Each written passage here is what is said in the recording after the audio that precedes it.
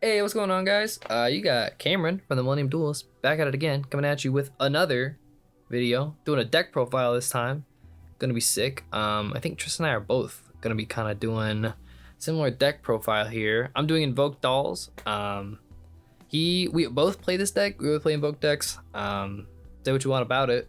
This deck's fun and it is strong right now and so consistent. So I'm rocking with it. I'm gonna give you mine. He's gonna give you his. Maybe he already has, depending on when this goes up. But yeah, so let's go ahead and get going right into it.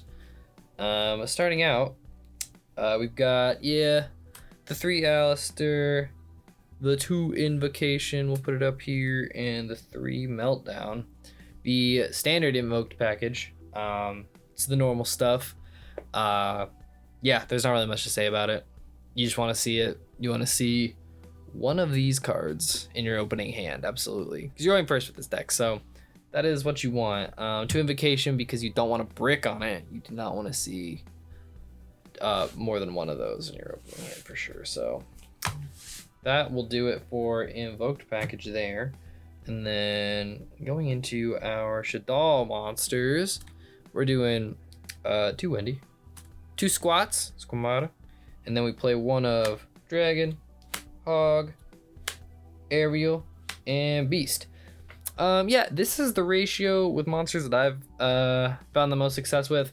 I think you could probably want, there's an argument to be made, I think, for 2 Aerial, or 2 Hog, either one, maybe even 3 Wendy, but this is what I have had the most success with my time playing it. I think you could even make an argument for maybe cutting one of your doll spells down for another monster, because you don't really have a problem fusing in this deck, you know, between your invocations, your doll fusions, and your L, and your schism. It's not that hard.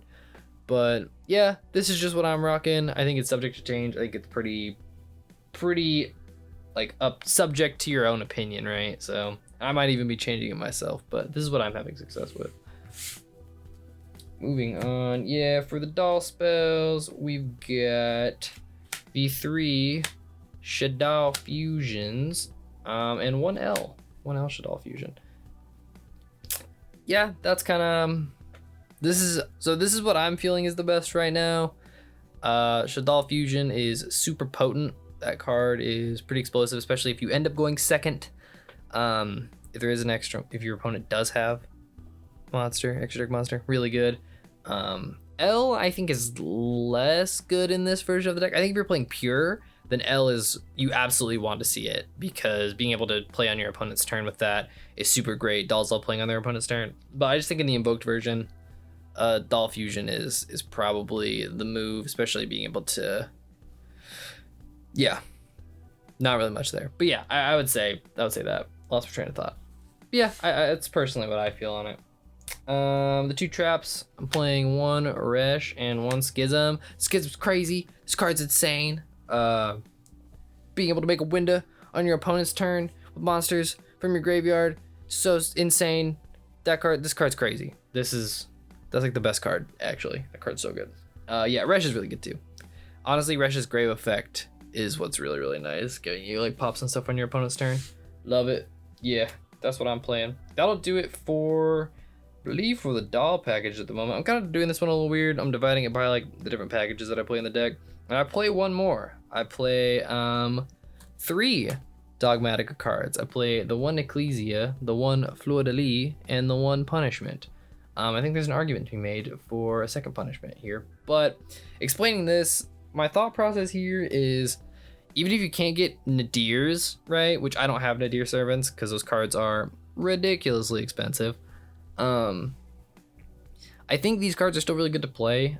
If you see any one of them, it's going to be super high impact, right? Like, it's going to change so much of the game for you in your favor. Like, Fleur de Lis puts so much pressure on your opponent. Ecclesia letting you search other 1 in punishment, as like getting to send something from your extra deck to pop something on your opponent's field is like crazy. They're just all so good. And if you don't see them, then whatever 3 cards you're going to play here, you weren't going to see anyway. I think these are really good. I think there's an argument to be made if you play like the new pot card, Prosperity. I think that would be valid to play that in this deck. But I like my extra deck. It's pretty tight in this deck. So personally, I think this is a little bit better, but yeah, it all kind of comes down to your own preferences there, I'd say. But yeah, that's just how I feel. Let me know how you guys feel about it. But so far, this has proved very solid in testing and every duel that I've had. So moving on to kind of our generic spells and traps now. We play the 3 super poly. I mean, if you're playing Shaddolls in any form, you should be playing super poly. This card's nuts. Yeah,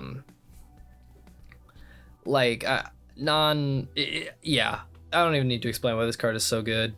Especially in dolls. Crazy thing too in the mirror match in this, being able to super poly your opponent's Alistair into like a Makaba or like a Kaliga or something, like crazy good. It's so good.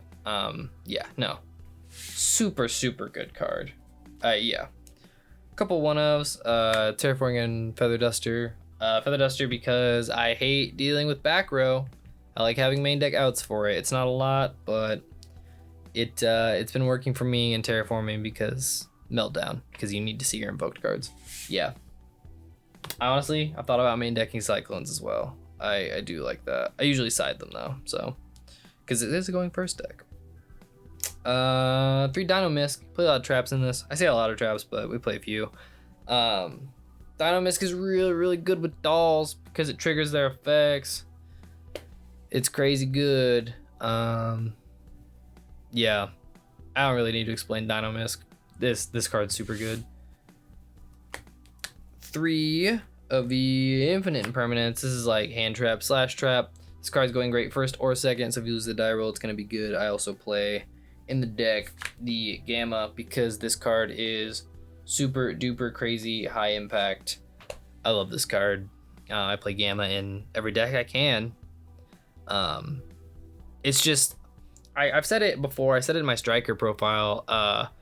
Like I've won more games off of a single Gamma with 2 bricks in the deck than I have duels just not playing it. So I'll probably always play Gamma until like the end of time. And it's great in this deck because if you open the driver and you have like a Doll Fusion, you can turn that driver into a construct. And that is so plus in this deck, I feel like. And even if you resolve it once, they're not like bricks in your deck because they're so light targets for you. Yeah, it's really good. I could see an argument being made on either one of these for maybe Lancia. I side Lancia right now. I'm thinking about main decking Lancia. In the mirror match, Lancia is crazy. I've explained a lot of the matchups that Lancia is really good into. Dino is like a super crazy matchup for this too. That matchup's kind of tough for this deck because of Misc, but yeah, being able to Lancia Dino means they're never gonna get anything out and you're just gonna win. Yeah, no, really strong card in my opinion, Lancia and Gamma. So but that'll do it for our main deck. Moving on to our extra deck cards, we will start with our Link 1s. I'm playing the one Artemis and the one Gravity Controller. Artemis is really nice, actually, for your opening Alistair play. Cool thing too, if you open a Doll Fusion with it, summoning your Alistair, linking into this, you've got a light target now for your Doll Fusion, so you can fuse that with your Doll into your Construct, Extra Monster Zone, link away for your Gravity, you make Construct, send Schism, link away controller, and then you get Schism back to hand. Then you can do your invoke stuff because Invocation will allow you to banish the Artemis and the Alistair from your grave in order to make it. So really good turn 1 play. That's like so ideal. Being able to unlock like a Makaba plus the Gravity Controller and a set Schism plus whatever traps you open is really good. Yeah, I think this Artemis is probably the most standard way to play the Invoked engine now, I would say. Rounding out the links, I play Anaconda. No Dragoon. I do not play Dragoon. I've considered it though, and I'm thinking about trying it. Let me know how you guys feel about that idea. But this card is super strong. And Boral Sword right now. I think Boral Sword's really good. I have access code, which I've thought about, but I don't think access code's that great in this deck. I think Boral Sword's better, just letting you close out a game really fast. I haven't made it a ton though, honestly. This deck, it definitely allows you a little bit stronger OTK potential.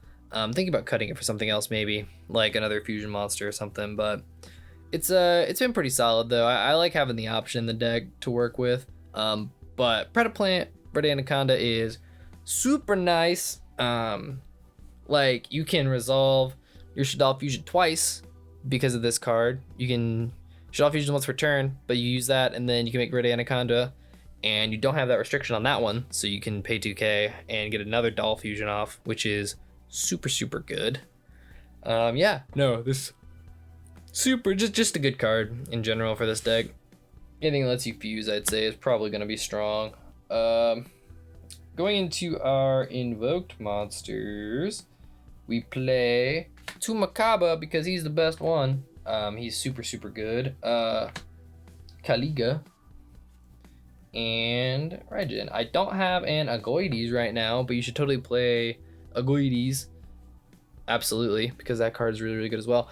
Makaba's an Omni Negate. Crazy, especially because you're going to get your Alistair back in hand, so it's a monster negate for free, which is amazing. And then it's a spell end trap if you got that in your hand.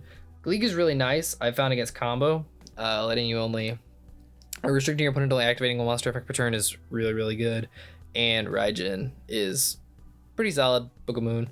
Since we play in the TCG, the ruling on Virtual World is that Book of Mooning their monster counts as not being able to. Basically, if they summon that target, like if they place a monster and they target that to like try to summon another, you can Book of Moon the monster on the field, and yeah, they can't summon now because technically they can't determine that it's a Virtual World card, even though it was, and it is, and in the OCG it's not ruled that way, but it is here, so Raijin's solid if you end up going against that. Just fun, random little technical play thing. This deck is, I think, really technical.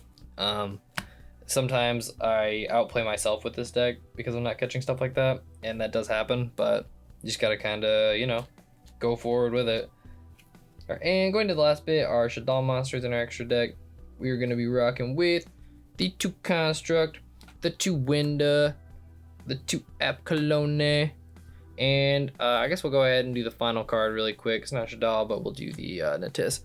So I was usually thinking about cutting the Apkalone, and I talked about the Boral Sword earlier, cutting that as well. I think for 3rd Construct and 3rd Winda, I think both probably would come up more. I think Boral Sword's probably good still. I probably will keep playing Boral Sword, but I think maybe cutting 1 Apkalone is really good. It's just being able to, you're only gonna send one of these 2 cards off your punishment, so it's usually Apkalone. Natis is really good though. That's the only reason you really play it, because you send it. But yeah, it's, I don't know. It has come up before needing to, but I just feel like 3rd Construct would be more beneficial for the deck, so I'm thinking about cutting that down. But yeah, this is one of those decks that's like, you can feel like your ratios are good and you feel like you like it and the build's really solid, but then you're gonna be like, it's so organic. You're like, oh wait, maybe I would rather play 3 Construct, and then you're gonna change it and you'll be like, oh, maybe I missed the 2 Apkalone. You're gonna switch it back and be like, oh, I think I actually want 3 Winda, and that's just kind of how this deck works. There's just so much variety with what you can do. The only thing that really stays consistent is like your Alistair ratios with all your invoke stuff. Like Alistair, Meltdown, and Imbo all kind of stay consistent, but everything else is super flexible. Yeah, that's all I think I really have to say about it. So yeah, that's the deck profile, guys. Thank you so much for watching. Hold on, let's put the boy back out here. The Alistair and yeah, Construct for the 2. Yeah, so yeah, thank you guys so much for watching. I really appreciate it. Give a like, a comment, and a subscribe. Comment, tell us what you think. Subscribe to the channel for more content like this and better content, because I know Tristan's making some stuff, and that dude, you know, he's got some sauce. But yeah, let me know what you think. Let me know if you like this deck. Let me know what decks you're playing. Let me know how you think this deck is doing in the meta right now. Yeah, all the good stuff down below. So, or if you just want to tell me I suck, like, you can do that too. That's cool. All right, I'll catch you guys later. Thank you so much for watching. Goodbye.